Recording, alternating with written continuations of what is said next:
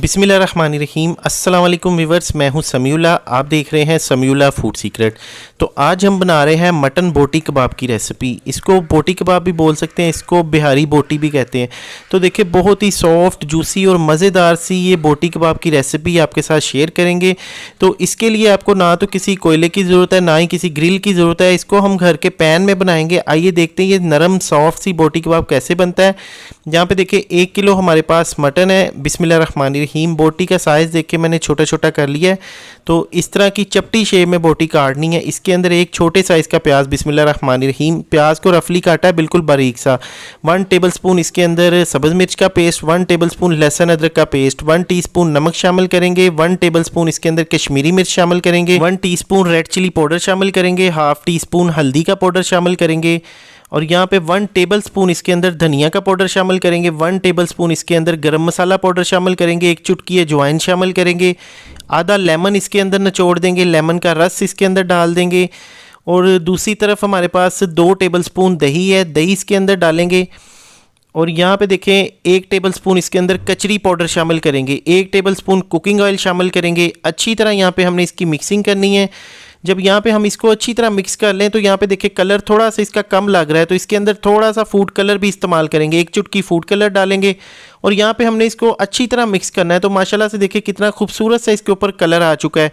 तो अभी देखिए मसाला भी इसका अच्छे से लग चुका है। अभी हमने इसको तकरीबन 3 से 4 घंटे के लिए रेस्ट देना है। तो इसको हम फ्रिज में रख देंगे, 4 घंटे के बाद इसको बनाएंगे। तो 4 घंटे के बाद देखिए इसको मैंने फ्रिज में से निकाला है। अभी इसको खोलेंगे तो माशाल्लाह से देखें बोटियाँ हमारी अच्छे से मैरिनेट हो चुकी हैं। आप इसकी कंडीशन देख लें। एक दफ़ा चम्मच के साथ हम इसको अच्छी तरह मिक्स कर देंगे ताकि जो इसके अंदर मसाला है वो अच्छी तरह इसके अंदर मिक्स हो जाए। तो यहाँ पे देखिए हमने इसको अच्छी तरह मिक्स कर लिया है। अभी हमारे पास लकड़ी की स्टिक्स हैं। ये सिक्वर आपको किसी भी शॉप से मिल जाएंगी, इजीली मिल जाती है मार्केट से। तो इस स्टिक्स के ऊपर हम ये बोटियाँ लगाएंगे।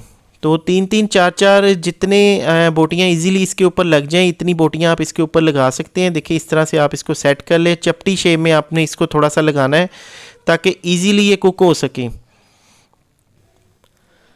तो यहाँ पे देखिए इसी तरह से हम सारी स्टिक्स तैयार कर लेंगे।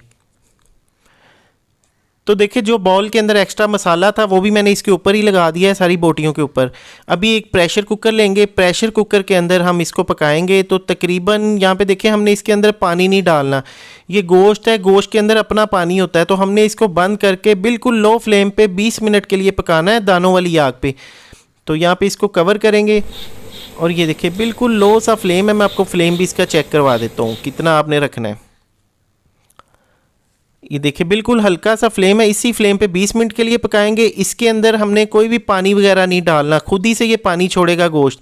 20 मिनट के बाद अभी ढक्कन खोलेंगे तो यहाँ पे देखिए माशाल्लाह से इसके अंदर जो एक्स्ट्रा पानी है ये देखें गोश्त का अपना पानी है। तो अभी हमने एक पैन लेना है, इसको सारी बोटियों को हमने पैन में ट्रांसफ़र करना है इसी तरह से।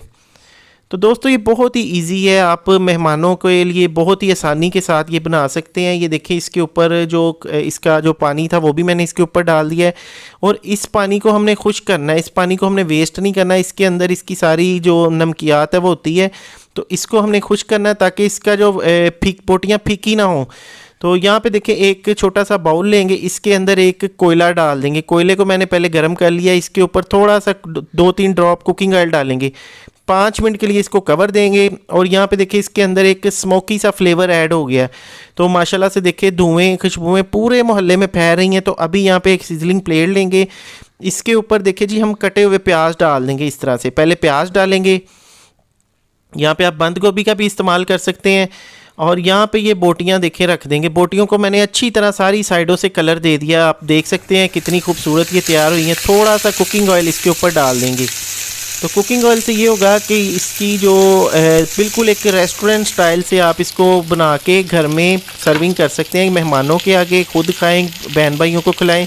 इंशाल्लाह ताला ये बहुत ही मज़ेदार और बहुत ही डिलीशियस रेसिपी है। तो अभी माशाल्लाह से मटन बोटी की कंडीशन देखिए कितनी ज़बरदस्त है। माशाल्लाह से बहुत ही ज़बरदस्त, बहुत ही डिलीशियस, टेस्टी और चटखारेदार मटन बोटी कबाब हमारा तैयार है। ये देखें माशाल्लाह से। तो आप इसको बीफ में भी बना सकते हैं, चिकन में भी बना सकते हैं। बिल्कुल ये देखिए रेशम की तरह ये गला हुआ है। तो इसको देखिए, इसके साथ मैंने एक बड़ी ज़बरदस्त ग्रीन चटनी बनाई है। इस चटनी के साथ इसको सर्व करें, बहुत ही मज़ा आएगा, बहुत ही ये डिलीशियस है। तो आपने वीडियो को फ्रेंड एंड फैमिली के साथ ज़रूर शेयर करना है और हमारे चैनल समीउल्लाह फूड सीक्रेट को सब्सक्राइब करना है। शुक्रिया, अल्लाह हाफिज़।